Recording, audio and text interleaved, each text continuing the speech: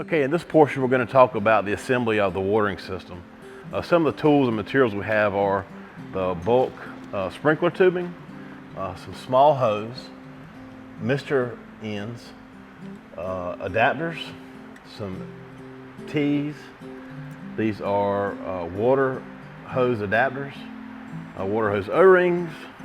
Some tools are utility knife, a sprinkler tool, utility shears, and a tape measure.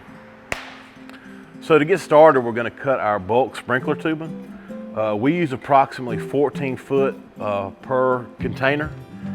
Yours might need to be adjusted longer or shorter. So basically we're going to cut a piece 8 foot for the ring, and then we'll cut another 6 foot piece for the supply line.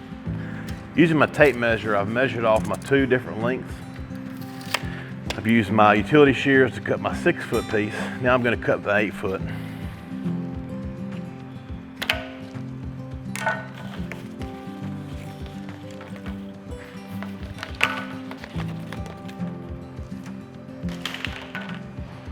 Now that we have our 2 different lengths cut, we're going to take and make the loop and connect the supply line.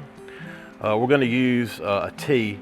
I like to use these tees. There's no real tools needed to make these work. These work just fine. They're a little cheaper, but sometimes you need heat or lubrication to get the lines to slide over. So now I'm going to take and push the hose over the barb, just like so. And then we basically just turn that tight, and it tightens up on itself. So we'll push the other side in, just like so. Tighten that one up also. And then we're going to add our supply line in, pushing it over, and then tightening it up.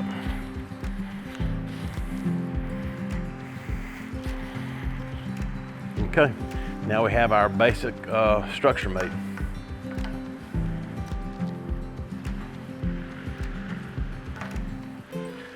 Now that we've got our basic structure assembled, we're going to hook our hose end on right here. There's a couple types. This is a connection that requires a screwdriver and this worm drive clamp to tighten down. I like these because they don't require any tools and they're easily adjusted in the field if you have leaks.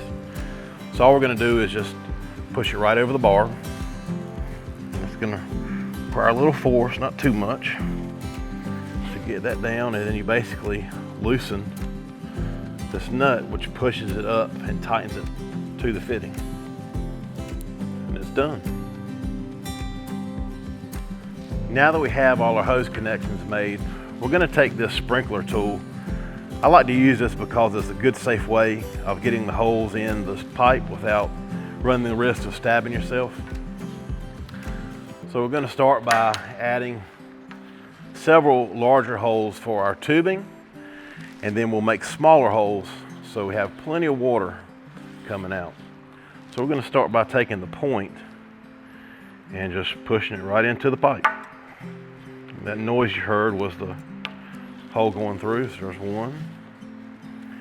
And they don't have to be exact.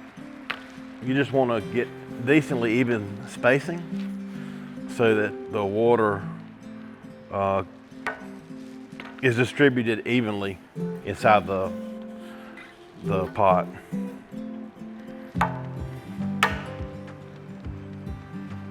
So now that we've got the larger holes done, we can make smaller holes using this part of the tool. So we'll just take and just poke a few random holes all over the place. It's only going to run for 1 minute. So we want to be sure to give adequate water. So we'll just kind of work around, no special measurement, just evenly spaced is fine.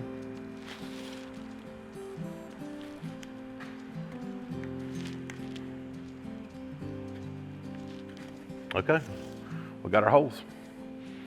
Now we're going to install our mister ends. Another reason why I like this tool here, it'll actually hold this adapter. And then you basically just pop right into the hose there. So now we got the adapter in the pipe. I'm gonna take this and just kind of wiggle it around to open that pipe up. And then I'm gonna push the pipe over the adapter. And it doesn't have to go all the way down. You just wanna make sure you get a good seal. All right, now that we've got that end of the hose installed, we're gonna put our mister end on. And the mister end, the barb is in the shape of a cross, so the water is able to come out and spread to more evenly distribute the water. So we'll stick that on the end of our hose, and that's done. To save time, we went ahead and finished this one up off camera. One main thing to consider when you're installing this is to be sure you have a hose, gasket, or O-ring, and that goes inside the connection here. You're going to want to be sure you have one. If not, the hose connection is going to leak. Once that's installed, you're ready to install the watering system on the Johnson Sioux.